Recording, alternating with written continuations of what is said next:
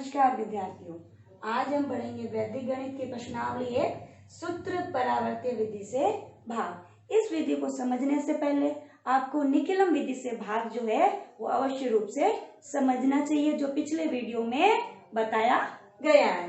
सर्वप्रथम हम जो है ये हमारा भाज्य है 1154 और 103 हमारा भाजक है। 3 खंडों में विभाजित करेंगे, 2 ऊर्ध्वाधर रेखाएं खींचेंगे इस प्रकार से और एक जो है हम क्षैतिज रेखा खींचेंगे। अब जो 103 जो है वो हमारा भाजक है, उसको हम प्रथम खंड में लिखेंगे और अब जो है यहाँ पर हम लिखेंगे आधार। तो 103 ज्यादा नजदीक किसके है? 100 के ज्यादा नजदीक है। चूंकि 100 में शून्य की संख्या 2 है तो हम तृतीय खंड में भाज्य में जितने भी अंक है, जितने 100 में हमारे शून्य होते हैं उतने हम अंक यहाँ लिखेंगे। तो हम यहाँ लिखेंगे 54। अब पीछे जो शेष अंक जो बच रहे हैं वो हम लिख देंगे मध्य खंड में। अब हम एक को इस प्रकार से यहाँ उतारेंगे। इससे पहले हमको यहाँ लिखना है विचलन। तो विचलन लिखने के लिए हम ये देखेंगे कि 103 हम क्या जोड़े या फिर क्या घटाएं कि हमें 100 प्राप्त हो। तो इसके लिए देखो 103 में हम क्या जोड़े या क्या घटाएं कि 100 मिले, हम 3 घटाएंगे। तो घटाने पर जो है वैदिक गणित में कहीं पर भी माइनस का चिन्ह नहीं आता है। इस माइनस की जगह यहाँ ऊपर माइनस का चिन्ह लगाते हैं, जिसको हम विनकुलम कहते हैं। तो 3 के ऊपर हम माइनस का चिन्ह लगाएंगे, विनकुलम। अब यहाँ देखिए 100 में जो है वो शून्य की संख्या 2 है, तो यहाँ पर कुल जो संख्या है वो भी 2 होनी चाहिए। तो यहाँ पर हम लिखेंगे 0 0। अब हमने जो एक उतारा है उसको हम 0 3 विनकुलम से करेंगे गुणा। शून्य जो है वो विनकुलम का नहीं होता है, शून्य हमेशा प्लस का ही होता है। संख्या रेखा पर हमें पता है कि शून्य की स्थिति स्थायी है, शून्य, और एक तरफ धनात्मक संख्या है और दूसरी तरफ हमारी ऋणात्मक संख्याएं होती है इस प्रकार से। अब हम एक को हमें करना है इससे गुणा 0 3 विनकुलम से। 0 हम यहाँ लिखेंगे और 3 हम इसको इस प्रकार से यहाँ लिखेंगे विनकुलम 3। अब हमें एक में ये 0 जोड़ना है, तो जोड़ने पर हमें 1 प्राप्त होगा। अब 1 को पुनः हमें 0 3 से करना है, 0 3 विनकुलम से गुणा। तो इस प्रकार से हम देखिए ये जो है इनकी जोड़ हमने कर दी है, तो तृतीय खंड में लिखे जाएंगे 0 और विनकुलम 3। अब जहां पर संख्या नहीं है वहां हम डैश का चिन्ह लगाएंगे। अब देखिए 4 में से 3 घटाना है, -3 है, तो 4 में से 3 गए, हमें 1 प्राप्त हुआ। यहाँ देखिए 5 में से 3 जाने पर हमें 2 प्राप्त होता है। अब हम बढ़ते हैं प्रश्न संख्या 17 की तरफ। सर्वप्रथम इसमें भी हमें 3 खंडों में विभाजन करना है, 2 ऊर्ध्वाधर रेखाएं खींचेंगे और एक जो है हम क्षैतिज रेखा इस प्रकार से खींचेंगे। अब हमें जो भाजक है, भाजक को प्रथम खंड में लिखना है और यहाँ जो हम आधार लिखेंगे, तो आधार हमारा है 100, क्योंकि 100 के ज्यादा नजदीक है। 10 100 1000, आधार जो हमेशा 10 की घातांक के रूप में लिखा जाता है। अब यहाँ जो है शून्य में संख्याएं 0 जो है, 0 की संख्याएं कितनी है? 2 है। तो तृतीय खंड में अंतिम जो भाज्य में से 2 अंक लिखे जाएंगे, हम यहाँ लिखेंगे 58। शेष जो अंक है वो हमारे मध्य खंड में लिखे जाएंगे, यानी 13। अब हम एक को इस प्रकार से यहाँ लिखेंगे। इससे पहले हमें यहाँ लिखना होगा विचलन। तो 113 में हम क्या जोड़े या क्या घटाएं कि 100 प्राप्त हो। तो यहाँ पर हम 13 घटाने पर हमें 100 प्राप्त होगा, -13 विनकुलम 13। अब देखिए एक को क्या करना है हमें 13 से गुणा, -13 से। तो एक को 13 से गुणा करने पर हमें 13 ही प्राप्त होगा, -13 विनकुलम 13। अब देखिए 3 में से गया 1, -1 है, तो हमें 2 प्राप्त होगा। और इस 2 को हमें करना है 13 से गुणा। किसी प्रकार से गुणा कर सकते हैं, 2 तिया 6 लिखकर भी कर सकते हैं और 2 को फिर 1 से गुणा करेंगे 2 यानी कि 26 और एक साथ अपन 13 दूनी 26 भी लिख सकते हैं। अब देखिए ये जो मध्य खंड है ये पूरा हो गया, हमें बढ़ना तृतीय खंड की तरफ। तो हम यहाँ लिखेंगे 2 और 6 26, विनकुलम 26। अब यहाँ कोई संख्या नहीं है तो डैश लगा दीजिए। अब देखिए 8 में से गए 6, तो 8 में से 6 जाने पर हमें क्या प्राप्त हो रहा है, 8 में से 6 घटाने पर हमें 2 प्राप्त हो रहा है। और 5 में से गए 3 2, 2 में से गए 2 0। और या फिर आप एक साथ भी घटा सकते हैं कि -3 और -2, माइनस के 5, 5 में से गए 5 यानी कि 0।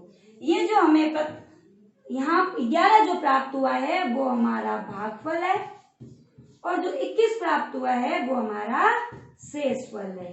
इसी प्रकार 17वें सवाल में भी भागफल जो है वो हमारा 12 है और शेषफल जो है वो हमारा 2 है।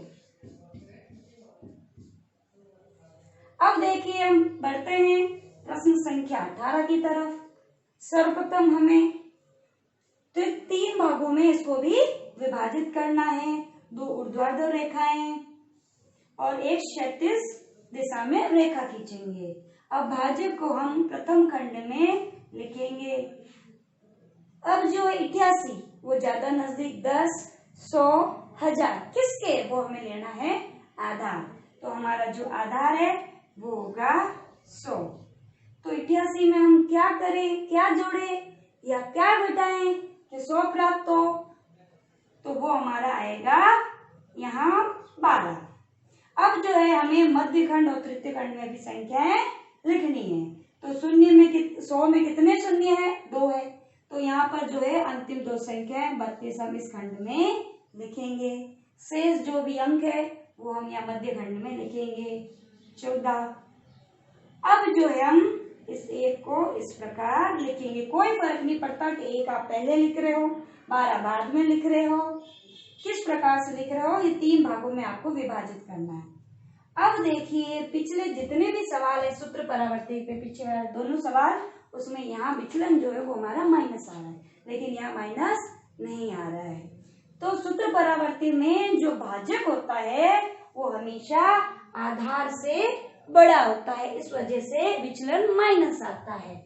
लेकिन इस प्रश्न में जो भाजक है वो आधार से छोटा है। वैसे ही ये प्रश्न जो है वो निकलम विधि का है। निकलम विधि और सूत्र परावर्ती विधि दोनों ही एक जैसी है, बस सूत्र परावर्ती में माइनस आता है और निकलम में प्लस आता है। लेकिन ये जो प्रश्न है वो सूत्र परावर्ती विधि से दिया गया है, लेकिन प्रश्न निकलम विधि का है, लेकिन दोनों में समानता है।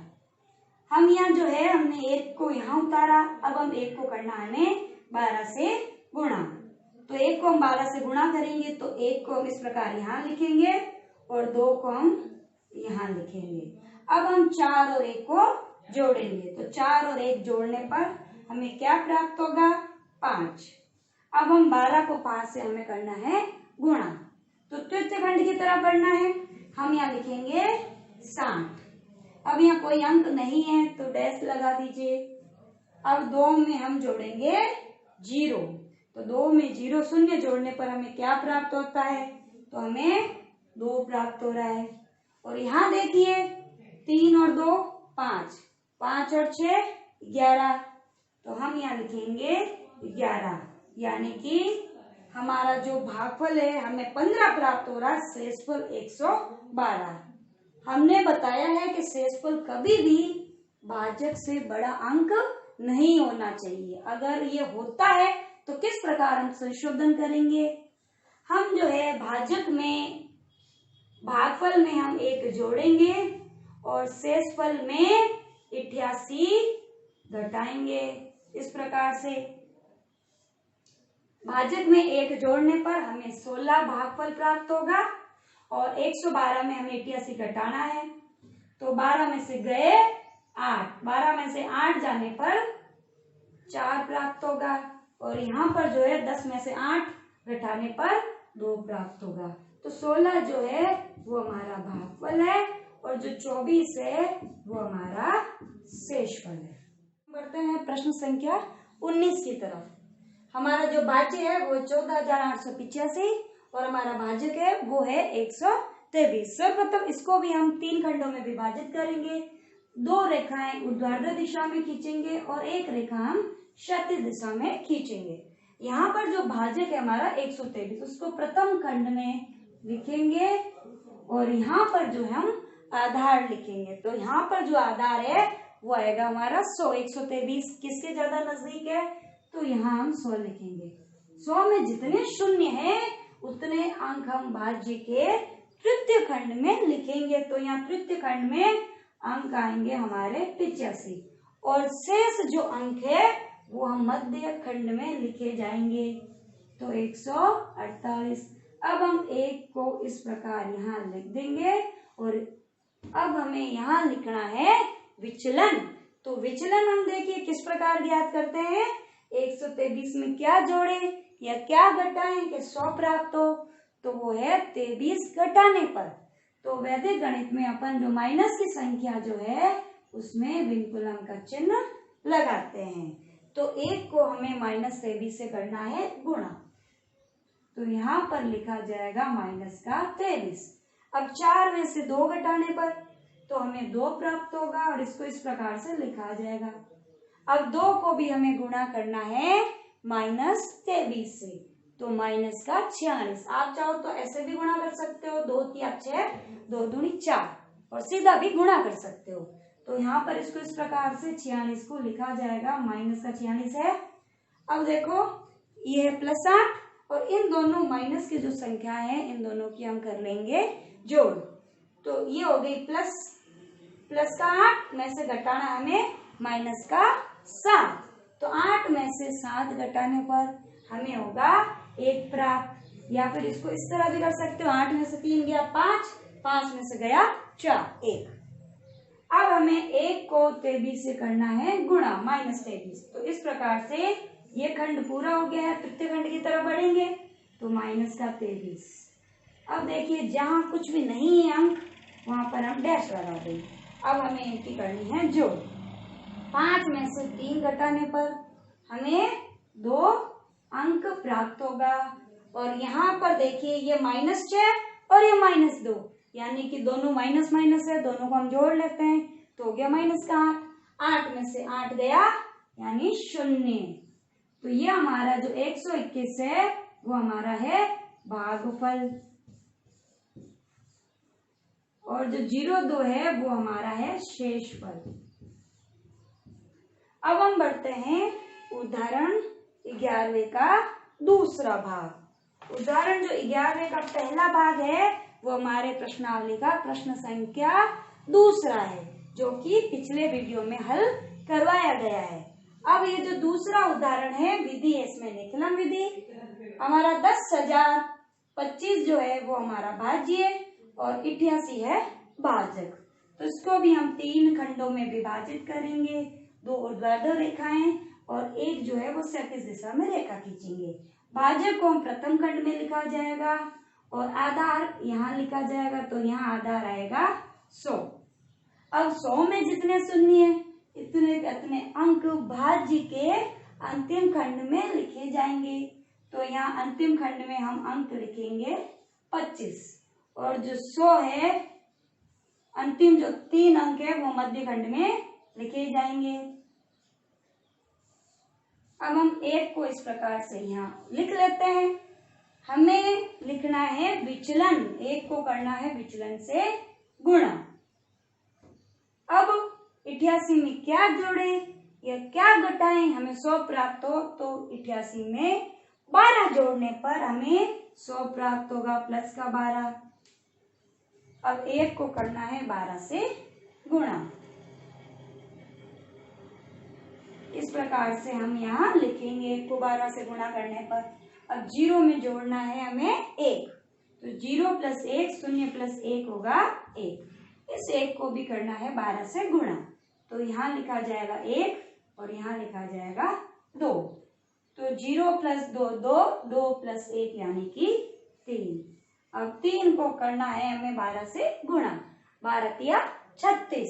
तो 36 को हम तृतीय खंड में इस प्रकार लिखेंगे। जहां पर कोई अंक नहीं है वहां पर अपन डैश का निशान लगा लेंगे। अब ये 5 + 6 ये हो गया 11। एक हमारा गया हासिल। अब 2 + 1 3, 3 और 2 5, 5 और 3 हो गया हमारा 8। इस बात का अवश्य रूप से ध्यान रखें कि हमारा जो शेषफल है वो भाजक से किसी भी स्थिति में बड़ा नहीं आना चाहिए। तो यहाँ पर भाजक 81 है, शेषफल 81 है, यानी कि छोटा है। तो 113 है वो हमें भागफल प्राप्त हुआ और जो 81 है वो हमें शेषफल प्राप्त हुआ। अब हम आगे बढ़ रहे हैं उदाहरण 12 का दूसरा भाग। उदाहरण 12 का जो पहला भाग है वो प्रश्नावली का प्रश्न संख्या 17 है, जो इसी वीडियो में हल करवाया गया है। अब जो उदाहरण 12 का जो दूसरा है वो है संख्या है हमारा भाज्य है 3,95,166 और हमारा जो भाजक है वो है 1,321। 3 भागों में विभाजित करेंगे, 2 रेखाएं ऊर्ध्वाधर दिशा में। यहाँ पर हमें गैप थोड़ा ज्यादा रखना है क्योंकि संख्या बड़ी है और एक रेखा हम क्षैतिज दिशा में खींचेंगे। अब हमारा जो भाजक है उसको सर्वप्रथम प्रथम खंड में लिखा जाएगा 1,321। यहाँ पर जो हम आधार लिखेंगे तो 1,321 किसके ज्यादा नजदीक है? 10, 100 या 1000। तो ये हमारा आधार आएगा 1000।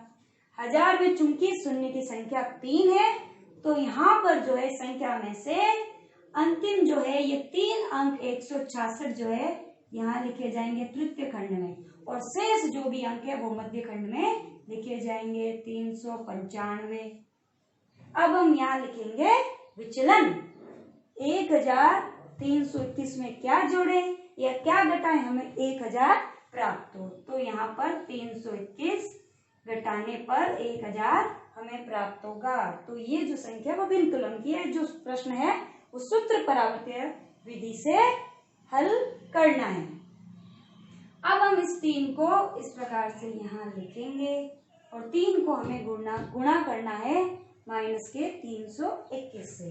आप चाहो तो सिंगल अंक से भी गुणा कर सकते हैं। 3 को 1 से गुणा किया 3, 3 2 6, 3 तिया 9, या फिर एक साथ भी गुणा कर सकते हैं। 321 को 3 से गुणा किया 963। तो 963 भी माइनस का है तो ऊपर हम चिन्ह लगाएंगे विनकुलम। अब 9 में से गया 9 तो 0 लिखा जाएगा। अब 0 को भी इससे करना है गुणा। तो यहाँ पर अंक जो है वो 3 है तो यहाँ पर भी हम 0 की संख्या 0 को 3 बार लिखेंगे। अब 5 में से 6 गया, एक संख्या प्लस की एक माइनस की। तो हमेशा ध्यान रखना अगर कोई भी संख्या एक प्लस की है एक माइनस की है तो हमेशा बड़ी संख्या में से छोटी को घटाना है और बड़े का चिन्ह लगाना है। 4 में से गए 2, बड़ी संख्या 4 है, प्लस माइनस भूल जाओ भाई। तो 4 में से 2 गया 2, बड़ी संख्या का जो चिन्ह है वो माइनस है, इसलिए यहाँ पर भी हो जाएगा माइनस का 2। तो इसी प्रकार यहाँ पर देखिए क्या होगा 5 माइनस 6, बड़ी संख्या में से छोटी को घटाओ बड़े का चिन्ह लगाओ।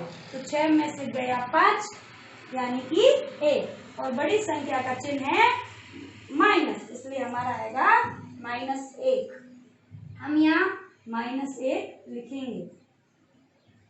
अब इस -1 को करना है 321 माइनस के 321 से गुणा। अब हम देखिए -1 को गुणा करेंगे 321 के विनकुलम से। हमें पता है -1 इंटू -1 हमेशा +1 होता है। 2 ऋणात्मक संख्या को गुणा करने पर हमेशा धनात्मक संख्या ही प्राप्त होती है। तो -1 को -321 से गुणा करना है तो हम यहाँ लिखेंगे प्लस का 321। अब हमें यहाँ पर जो है 6 + 1, तो 6 + 1 जो है वो आएगा 7, 6 + 2 यानी 8। और अब देखिए 3 में से गया 3 यानी कि 0, 0 + 1 यानी 1। ये हमारा भागफल, ये हमारा शेषफल। अभी जो भागफल है उसमें विनकुलम संख्या है, तो हमें इसमें संशोधन करना। देखिए हम किस प्रकार से कर सकते हैं। इसको लिख लीजिए। सर्वप्रथम जहाँ विनकुलम है वहां पर 0 लिख लीजिए, और यहाँ जो है उसमें से हमें 1 घटाना है, यहाँ पर 0 लगा दीजिए। यानी कि 300 में से 1 घटाना है, माइनस का 1, यहाँ 0 लिख दिया इसकी जगह, और इसमें से ये माइनस करना है। तो ये हमारा जो भागफल है वो आएगा 299। 187 हमारा शेषफल है और 299 हमारा भागफल है। धन्यवाद।